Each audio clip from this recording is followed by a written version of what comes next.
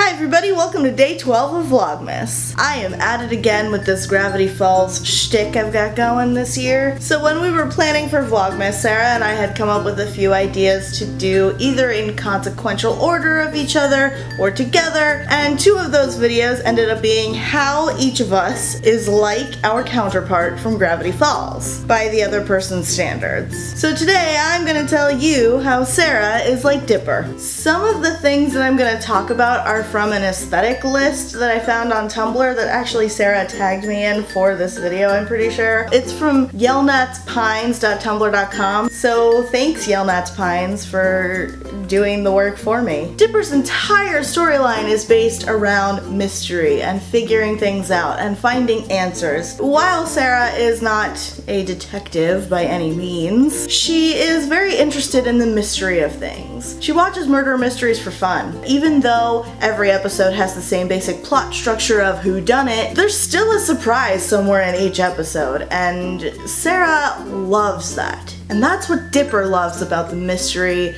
of Gravity Falls. One of the things on the aesthetic list says that feeling when you want to know things but you can't process anything, reading the same sentence multiple times and memorizing things by the word and not the meaning. This seems like a very Dipper thing to do, especially when he's probably exhausted and horrified by the things that he's seen during the day. This is definitely something that Sarah does at the end of the day when her attention span is completely gone, she's tired, and I have to repeat myself multiple times, which for the record I hate doing, but in this case I know why it has to happen. It's because there's a certain point in the day where Sarah will listen and she hears the things that I'm saying, but she's not remembering them or processing them because her brain is just so overloaded. Dipper and Sarah, I think, both have this innate fear of being told that they're wrong, and not so much in every situation ever, but in situations especially when they know that they're right or when they believe that they're right, whether or not they actually are. There's one on the aesthetic list that says something about watching ghost adventures at 5 a.m. because you can't get back to sleep, and while I can see that as something that Dipper would do, I don't necessarily think it would be something that Sarah would immediately go to do, because when we watched The Wicker Man, which wasn't even really that scary, we had to watch Elena of Avalor before we could go to bed.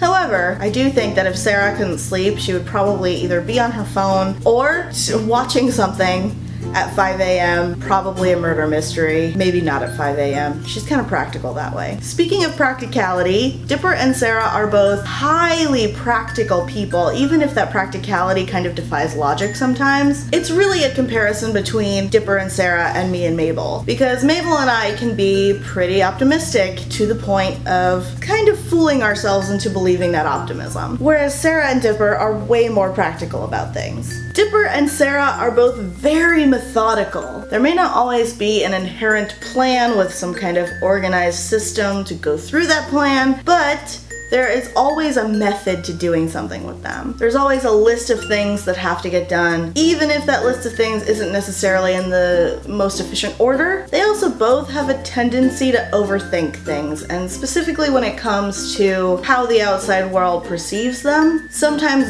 for Dipper this means just making more out of something than there actually is. For Sarah, she overthinks things when she's being too methodical about it, believe it or not. Sometimes I have to talk Sarah out of thinking too much about something, which is something that, you know, I'm here to do because I'm her best friend.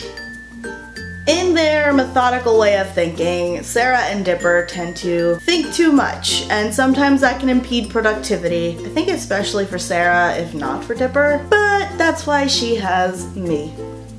When Sarah and Dipper decide that they like somebody, pretty much in any capacity, they will do anything for that person. They're very generous and giving, if a little distracted sometimes. They're both very easily distracted, but they also both have laser sharp focus. Sarah can be distracted pretty easily, but when she's focusing on something that she needs to do, that's all that's going on in her world right then. Dipper can be easily distracted by mystery, or Wendy, I guess. Not really, but kind of. Alright, that is all that I've got because I should have taken more in-depth notes before this, but I didn't. Thank you so much for watching this video. If you liked it, please give it a thumbs up. In the comments below, let me know who your favorite Gravity Falls characters are and how you are like them or differ from them. If you're not already subscribed to The Princess and the Scrivener, please do so down below, especially if you'd like to see more videos on Disney, intersectional feminism, pop culture critiques, Vlogmas, and more. The Scrivener will see you tomorrow with a companion video.